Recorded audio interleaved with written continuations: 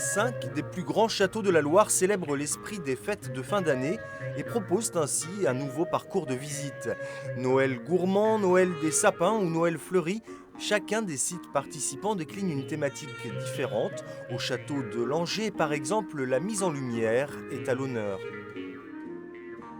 Au château de Langeais, on a choisi de travailler sur la lumière, puisque au Moyen-Âge, on pouvait trouver dans les châteaux des bougies allumées à cette époque-là, enfin de toute manière toute l'année, mais encore plus en période de Noël. Et puis la bougie de cire était quand même un élément de luxe dans les châteaux du Moyen-Âge. Étant une demeure seigneuriale, on a voulu du coup décorer notre château sur ce thème-là.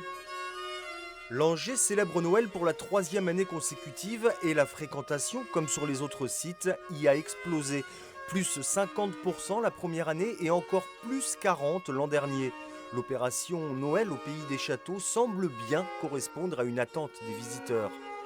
D'une part, vous avez l'émergence d'une clientèle étrangère lointaine. Je pense aux Brésiliens, par exemple, je pense aux Russes, qui voyagent à cette période de l'année et qui avaient besoin de trouver un Val-de-Loire et une Touraine animés, et non pas des choses où ils ont voilà, une destination un petit peu éteinte. Donc eux sont très demandeurs. Et puis après, on a toute la clientèle française aussi, pour qui le mois de décembre est devenu un mois très important. C'est le mois où on se retrouve en famille, peut-être même davantage qu'en été maintenant, et qu'on a envie de faire des choses ensemble.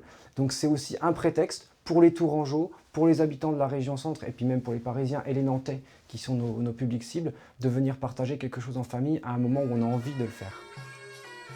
Outre Langeais, Chenonceau, Amboise, Chinon et Azay-le-Rideau s'emparent de l'esprit de Noël. Il s'agit à terme de proposer une offre touristique ambitieuse, complémentaire à cette époque des marchés de Noël ou des stations de ski par exemple.